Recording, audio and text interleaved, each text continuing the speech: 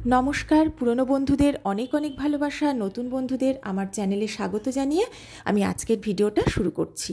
শীতের ফুলকপির স্বাদ আর গন্ধ কিন্তু একেবারেই অন্যরকম। আর আজ তাই আমি ফুলকপির একটা নতুন ধরনের রেসিপি নিয়ে চলে এসেছি। আর এটা আমি একদম অন্যরকমভাবে বানাই, আর খেতে কিন্তু হয় ভীষণ সুস্বাদু। পুরো ভিডিওটা দেখলেই এটা আপনারা বুঝতে পারবেন। তাহলে আমি রেসিপিটা শুরু করি। রেসিপিটা বানানোর জন্য আমি প্রথমেই একটা মশলা তৈরি করে নেব।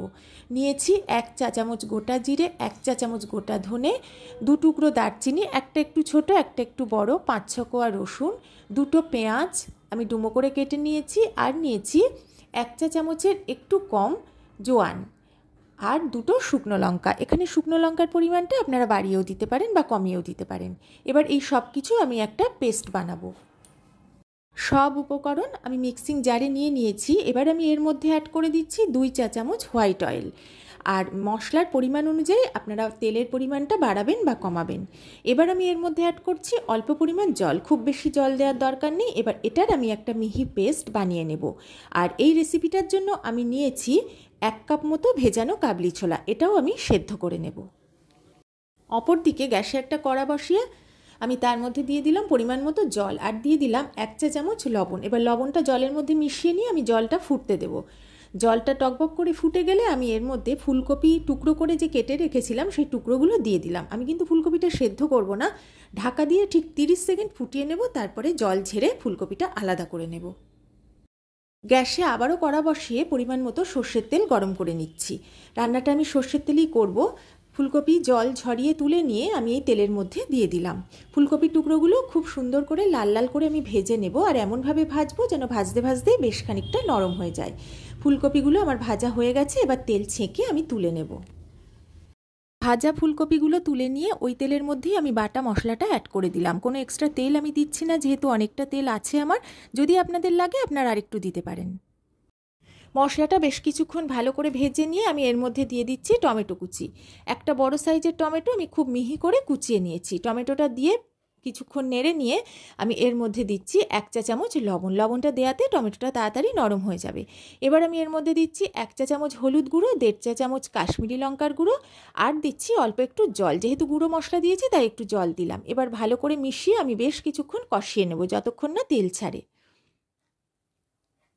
ভালো মতো কষানো হয়ে গেছে। এবার আমি এর মধ্যে দিয়ে দিচ্ছি সেদ্ধ করা কাবলি ছোলা। কাবলি ছোলাটা দিয়েও আমি 2 মিনিট মতো কষাবো।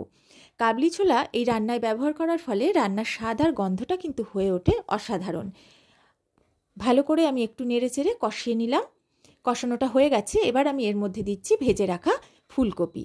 ফুলকপিটা দেওয়ার পরে খুব হালকা হাতে নাড়তে হবে, কারণ তা না হলে ফুলকপি ভেঙে যেতে পারে আর রান্নাটাও তাহলে ভালো লাগবে না।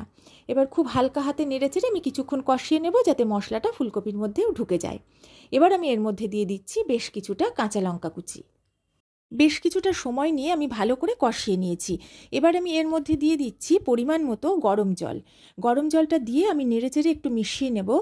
আর এতে কিন্তু বেশি জল দেওয়ার কোনো দরকার নেই, কারণ খুব বেশি ঝোল এই রান্নাটায় হবে না।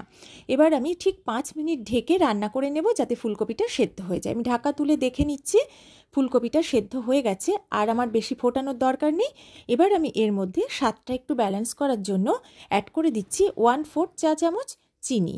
এটা আপনারা যদি না চান নাও দিতে পারেন। যেহেতু চিনিটা আমি অ্যাড করেছি তাই হাই ফ্লেমে আমি একটু ফুটিয়ে নিচ্ছি। মিনিট খানেক ফুটিয়ে নেওয়ার পর গ্যাসের ফ্লেমটা আমি লোতে করে দিয়ে আমি এর মধ্যে ছড়িয়ে দিচ্ছি বেশ কিছুটা ফ্রেশ ধনেপাতা। ধনেপাতাটা দেওয়ার পরে একটু হালকা হাতে আমি মিশিয়ে দেব। আর যেহেতু ধনেপাতাটা আমি দিলাম তাই গরম মশলা বা ঘি কোনোটাই আমি অ্যাড করলাম না, আপনারা চাইলে এতে দিতেও পারেন।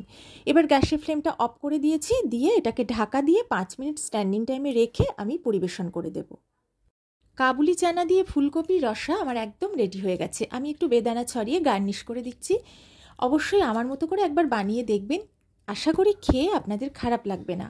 যদি আমার ভিডিওটা ভালো লাগে একটা লাইক কমেন্ট শেয়ার করে দেবেন। আর যারা নতুন বন্ধু তারা পাশে থাকা বেল আইকন আর অল অপশানটা সিলেক্ট করে আমার চ্যানেলটা সাবস্ক্রাইব করে পাশে থাকবেন। তাহলে আজকের মতো বিদায় নিচ্ছি। সবাই ভালো থাকবেন, সুস্থ থাকবেন।